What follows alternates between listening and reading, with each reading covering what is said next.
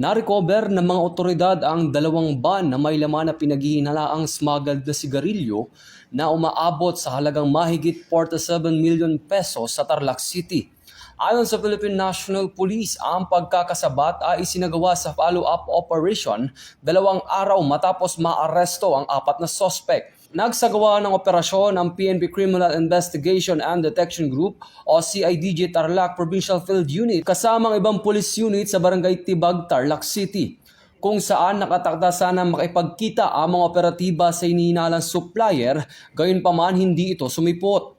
Sa pag-inspeksyon sa lugar, nadiskubre ang isang wing van at isang close van na walang tao. Tumambad ang 683 master cases ng hinihinalang smuggled cigarettes na tinatayang nagkakahalaga ng 47.53 million pesos. Dinila ang mga nakumpiskang kontrabando sa tanggapan ng CIDG Tarlac para sa dokumentasyon, tamang disposisyon habang patuloy ang investigasyon upang matukoy at maaresto ang supplier na nasa likod ng iligal na operasyon. Ito ang bagong PNP para sa bagong Pilipinas, serbisyong mabilis, tapat at nararamdaman.